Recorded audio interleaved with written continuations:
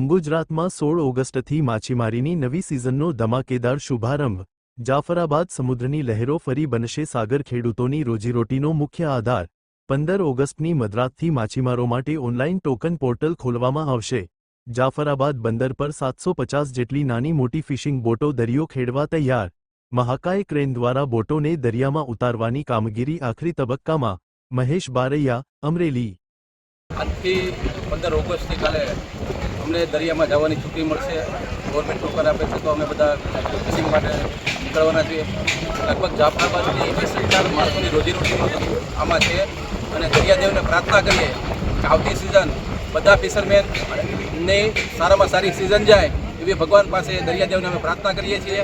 અને અમે હમણાં ગાંધીનગર ગયેલા ત્યારે અમારા એમએલએ સાહેબ અમારી સાથે હતા અને એવે અમને એવું કીધું અધિકારી સાહેબે 2 જેટલી તમારી મંજૂર થઈ ગઈ છે, લગભગ આવતા વર્ષ સુધીમાં તમારો પ્રશ્ન નિકાલ ખેતી માટેનો થઈ જશે એવી અમને બાંહેધરી આપેલી।